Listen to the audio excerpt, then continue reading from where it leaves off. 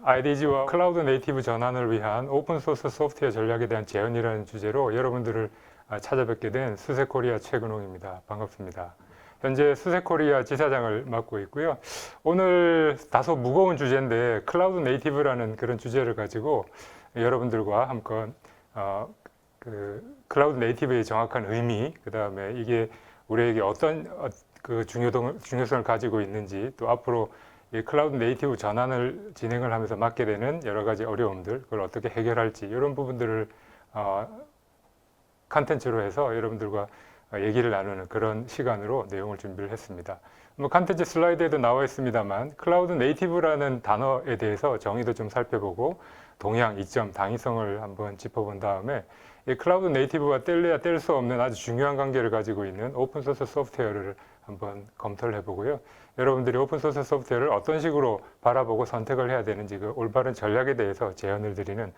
그런 내용을 담았습니다. 또 아울러 지금 다양한 인더스트리에서 클라우드 네이티브 전략을 제대로 펼쳐나가고 있는 몇 가지 사례들을 통해서 여러분들의 이해를 돕는 그런 내용으로 준비를 했습니다.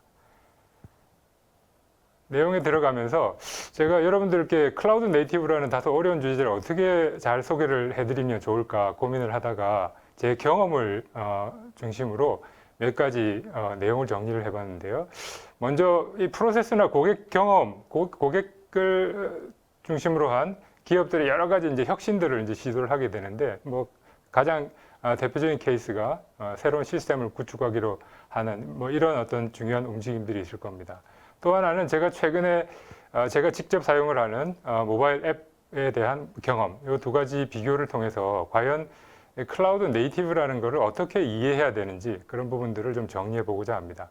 먼저 뭐 기본적으로 시스템을 구축하기로 한다 그러면 두 가지 방식을 크게 생각해 볼 수 있을 텐데요. 전통적인 방식 1에서는 기본적으로 인프라 준비부터 진행을 하고 그 다음에 개발 환경을 셋업한 다음에 이제 소프트웨어를 개발을 하게 됩니다.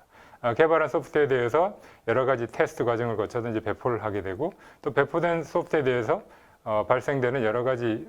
수정사항 또 추가 개발 이런 것들을 이제 진행을 하게 되죠. 또 실제 운영을 하는 과정에 장애가 발생을 하면 장애에 대응을 하는 이런 형태로 전통적으로 뭐 새로운 요구사항들을 반영하기 위한 그런 노력들을 하게 되는데 방식 2는 방식이 좀 기존과는 많이 다른 형태로 진행이 됩니다. 제일 먼저 일단 아이디어를 구현해 줄 그런 부분들을 소스 저장소를 연결해서 바로 스켈레톤 소스들을 탐색한 다음에 바로 개발에 이제 들어가고 또 개발 단계별로 정지 상태 없이 바로 버전업 할 수 있는 형태로 지속적으로 개발을 한 다음에 초기 어떤 아이디어들, 시스템들을 바로 배포를 해버리고 또 그런 배포된 시스템들이 별도의 어떤 그 간섭 없이 새로운 서비스들을 지속적으로 추가하면서 고도화해 나가고 또 이 적용된 시스템이 장애 사항이 없는 형태로 24시간 365일 지속적으로 운영될 수 있는 그런 형태로 전개가 되는데요. 가장 큰 차이점은 방식 1은 이런 아이디어부터 실제 운영까지 진행을 하고 또 장애 대응하는 전반적인 과정이 짧게는 7개월, 길게는 뭐 1년 정도 걸리는 반면에 방식 2는 뭐 아주 극단적인 케이스이긴 합니다만 1일에서 일주일, 뭐 길어도 한 달 이내에 그런 새로운 아이디어들이 바로 시스템으로 적용되는 그런 형태로 이렇게 볼 수 있겠고요. 제 경험을 토대로 말씀을 드리면 제가 이제 새벽에 눈을 떠서 제 모바일 앱을 켜고 제 증권사 앱을 들어가서 뭐 계좌 이체를 한다든지 몇 가지 이제 서비스를 이용을 하려고 보니까 서비스가 일시 중단된다는 그런 안내문이 떠 있고요. 또 어떤 경우는 제 모바일 앱에 들어가서 여러 가지 이제 금융 관련 업무들을 이제 보려고 그럴 때 별로 이제 제가 아주 관심 있어 하는 그런 서비스들이 주기적으로 이렇게 새롭게 갱신되는 것들을 이렇게 자주 접하지 못하는 그런 어떤 경험을 한 그런 거에 반해서 새로운 경험을 제공하는 앱 같은 경우에는 유저 인터페이스부터 기존의 어떤 경험과는 좀 다르고 또 제가 보자마자 굉장히 관심 있어 하는 그런 서비스들을 전면에 배치를 합니다. 예를 들어서 통상 여러분들 이자를 얼마나 이렇게 받게 되는지에 대해서 잘 모르거나 그 이자라는 게 한 달에 한 번, 몇 달에 한 번씩 이렇게 나도 모르는 사이에 들어오게 되는데 이 앱에서는 지금 실시간으로 내가 받을 수 있는 이자가 뭐 아주 작은 금액부터 이렇게 바로 눈에 보여져서 그런 부분들을 바로 현금화할 수 있는 그런 서비스들을 제공하고 뭐 이런 부분들이 기존과는 많이 다르구나 하는 그런 어떤 느낌을 받게 하는데요. 이렇게 방식 2와 경험 2, 이 두 가지 내용은 분명히 방식 1과 경험 1과는 많이 다를 텐데 제가 볼 때는 이 방식 2와 경험 2를 가능하게 하는 기본적인 토대를 저희가 클라우드 네이티브 환경이다라고 이렇게 정의하면 되지 않을까 뭐 그런 생각을 좀 해봤습니다. 그렇게 설명을 드려도 사실 클라우드 네이티브라는 것을 정확하게 이해하는 것은 아마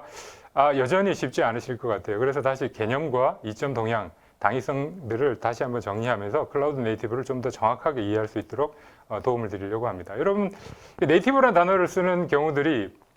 여기저기 있을 텐데 아마 네이티브 스피커라고 이렇게 표현을 하면 조금 더 이해가 되실 거예요. 우리 통상 영어를 네이티브 스피커가 이렇게 사용을 한다라 그럴 때는 생각과 말이 따로 놀지 않죠. 따로 영어를 이제 생각할 필요 없이 자연스럽게 이렇게 사용할 수 있게 되는데 클라우드 네이티브도 그 개념을 이렇게 접목을 한다 그러면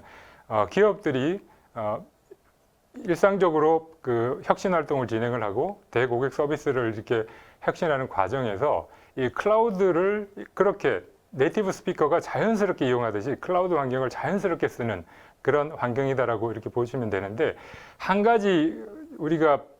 관심 깊게 보고 정확하게 이해해야 될 부분은 여기서 이야기하는 클라우드 네이티브의 클라우드는 종래의 컴퓨팅 모델 하드웨어 중심이 아니라 여기 정의 1, 2에서 나와 있듯이 애플리케이션을 중심으로 이렇게 정의가 만들어진다는 겁니다. 그래서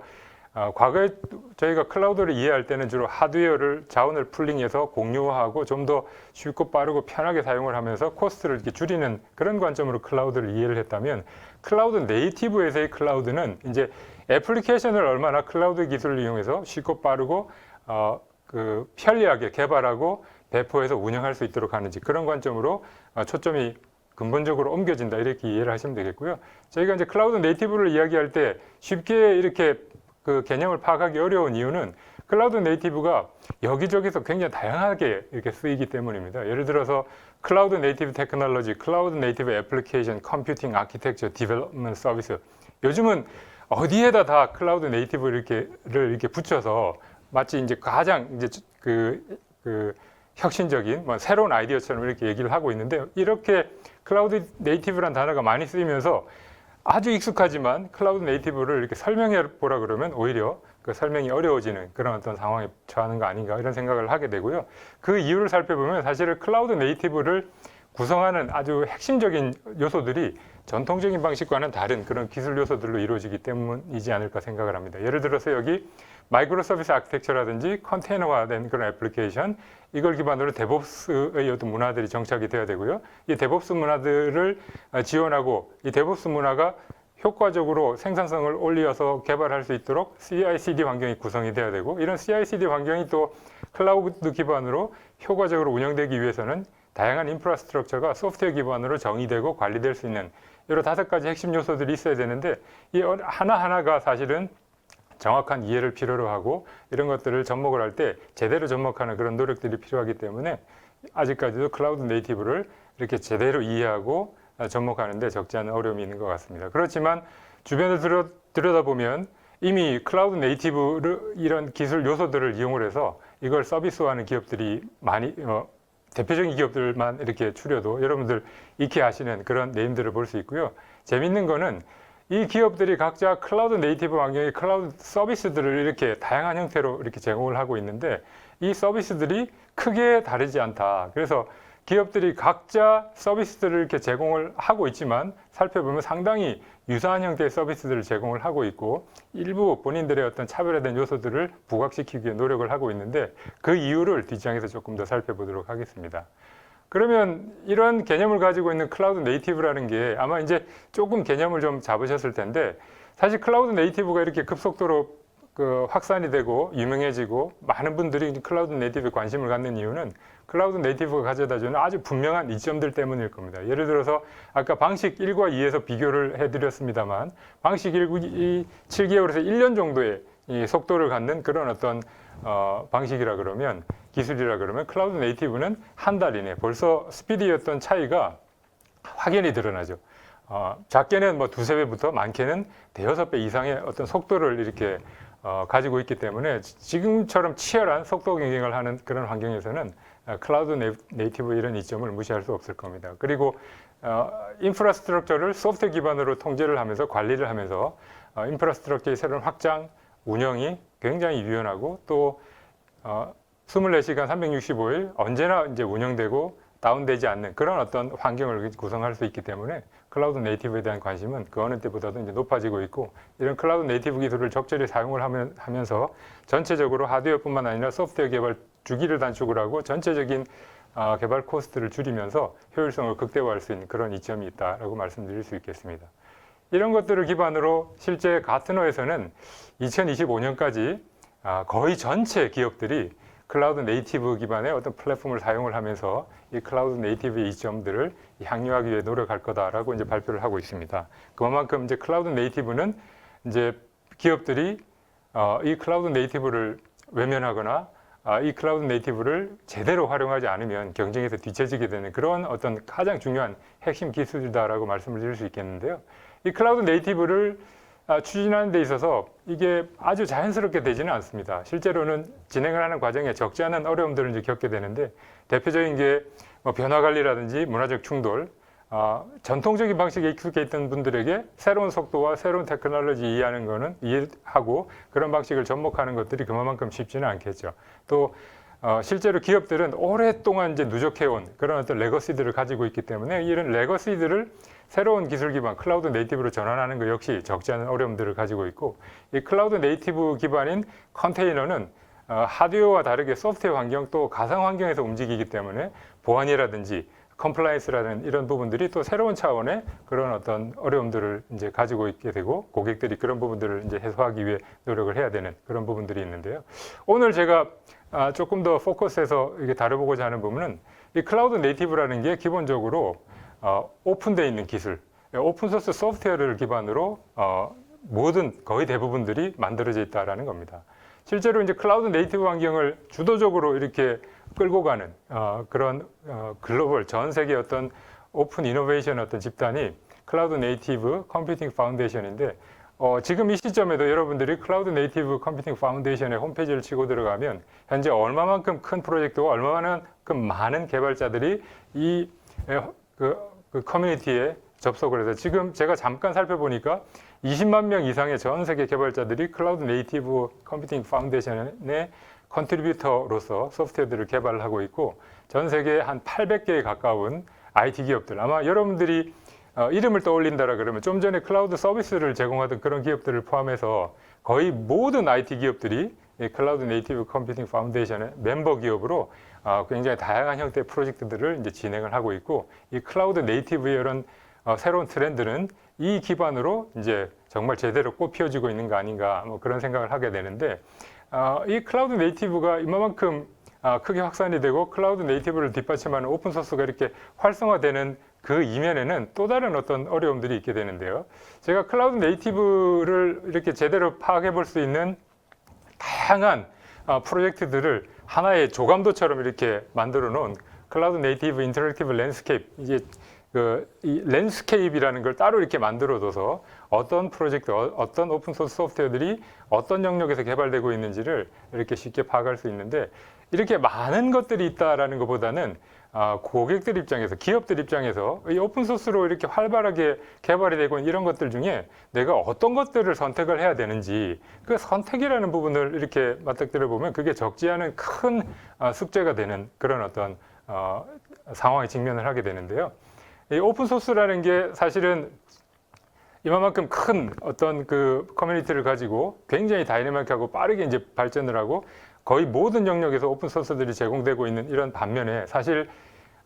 책임지는 주체가 없다 보니까 보안에 취약하고 또 이 오픈소스를 사용할 때 발생하는 다양한 기술적 장애들을 효과적으로 대비할 수 있는 그런 체계가 마련이 돼야 되는데, 그런 것들 하나하나가 기업들에게는 사실은 적지 않은 고민이 됩니다. 그래서 사실은 제가 오늘 제목에서도 말씀드렸다시피 이 오픈소스 소프트웨어를 이렇게 선택을 하고 사용할 때 고민해야 될 여러 가지 그 요소들 중에 가장 중요한 방금 보안이라든지 기술 지원 이런 부분들을 효과적으로 해결하기 위한 아주 적절한 방법은 제가 볼 때는 저희와 같이 엔터프라이즈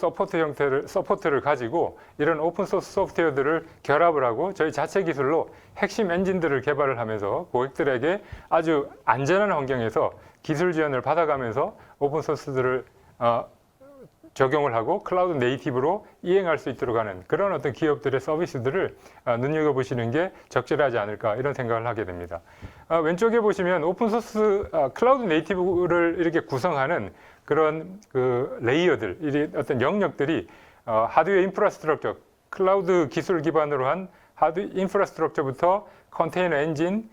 컨테이너 기반의 스토리지, 그 다음에 오케스트레이션 어떤 그 기반들, 또 네트워킹 관련된 영역들 포함해서 인증과 거란 영역까지 11개 레이어에 정말 너무나도 많은 이런 오픈소스 오퍼링들 또는 상용화된 오퍼링들이 있는데 이런 것들 중에 내가 어떤 것들을 어떻게 선택을 해서 어떻게 구성을 하면 우리 기업에 가장 적합한 형태로 쓸 수 있는지를 적절히 판단하고 적용하는 것은 아마 적지 않은 어려움이 되실 겁니다. 근데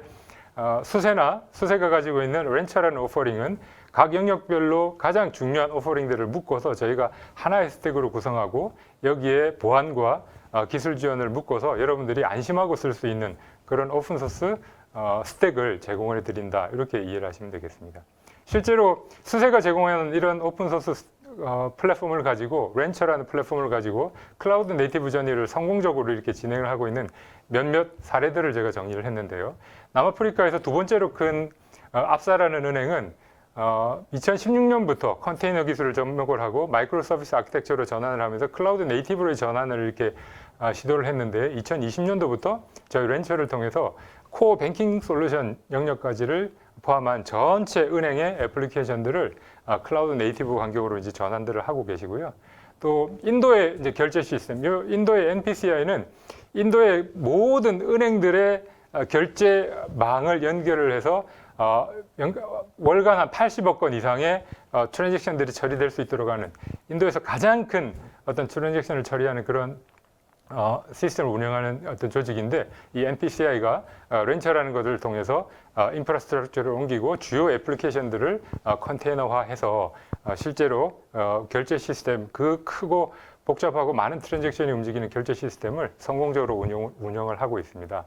또 독일의 100년 이상 된 100년 이상 된 그 보험사, 생명보험사 같은 경우도 그 100년 이상 된 아주 오래된 시스템들을 클라우드 네이티브 기반으로 전환을 하면서 수세 렌처를 활용을 해서 애플리케이션들을 컨테이너화하고 보험사의 어떤 빠른 변화들을 효과적으로 대비를 하고 있고요. 국내 H모 자동차 기업 같은 경우는 커넥티드 카 서비스라는 것들을 이제 출시를 하면서 전 세계 고객들을 대상으로 모바일 폰으로 그네들의 자동차를 컨트롤할 수 있는 그런 커넥티드 카 서비스를 운영을 하고 계시는데 역시 저희 수세 렌처 플랫폼들을 통해서 클라우드 네이티브 환경으로 전개를 하시면서 애플리케이션들을 빠르게 혁신을 하고 전 세계 고객들을 대상으로 서비스 범위들을 넓히고 계시고요. 그 플랫폼들을 이렇게 구성을 해서 국내뿐만 아니라 전 세계 고객들을 대상으로 하고 있다 이렇게 말씀드릴 수 있겠습니다. 또 BMW 같은 경우는 전 공장이 이제 자동화되어 있는데 자동화된 생산 공장에 물류 부품 그 조달 시스템들이 그 지연 없이 실시간으로 배송될 수 있도록 각 공장별 클라우드 환경을 역시 이 클라우드 네이티브 환경으로 구성을 하고 있고 저희 수세 솔루션과 기술을 통해서 BMW의 전 세계 공장이 클라우드 네이티브 환경으로 전환을 했다 이렇게 말씀드릴 수 있겠습니다. 또 미국에 여러분들도 한번 가보셨으면 아실 홈데포라는 창고도 2200개 이상의 창고들이 각자 조그마한 데이터 센터 형태를 이루면서 그 데이터 센터들이 클라우드 네이티브로 전환을 해서 전 세계 고객들을 대상으로 하는 그런 서비스들을 효과적으로 제공할 수 있는 그런 환경들을 또 제공을 하고 있습니다. 제가 뭐 아주 빠르게 진행을 해왔는데요. 그 렌처 프라임, 아까 오픈소스들을 구성을 해서 스택으로 가지고 있는 저희 렌처 오퍼링은 가장 큰 특징이 쉽고 빠르고 편하게 구축해서 사용할 수 있다. 그런 어떤 것들을 말씀드리고요. 여기 보시면은 오늘 혹시 제 설명을 들으시고 조금이라도 관심이 이렇게 생기신다면 다양한 경로를 통해서 저에게 연락을 주시면은 사실은 간단한 교육 훈련을 통해서 여러분들에게 간단한 소개를 드리고 여러분들을 찾아뵙고 여러분들 환경 내에서 데모도 구성을 하고 실제 POC도 진행을 하면서 저희 솔루션을 조금 더 편하게 제대로 파악할 수 있도록 그렇게 도움을 드릴 텐데요. 채 반나절 또는 하루면 그런 모든 것들이 다 충분히 진행될 수 있기 때문에 큰 부담 갖지 마시고 연락을 주시면은